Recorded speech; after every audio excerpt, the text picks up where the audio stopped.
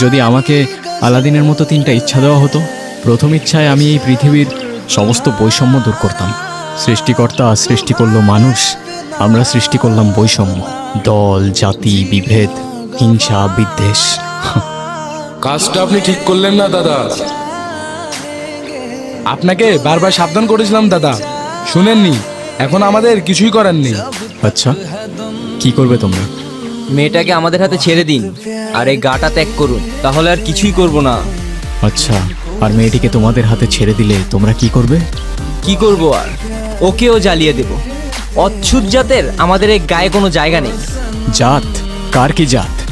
মানুষ জন্ম নিতেই নির্ধারণ করো তোমরা।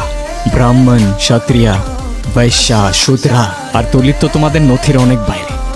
জাত হিসেবেই গণ্য করো না তোমরা। কারো বর্ণ, জাত তার জন্ম হইতেই নির্ধারণ করা যায় না। আর এটা শুধু আমি না, তোমাদের শাস্ত্রও বলে।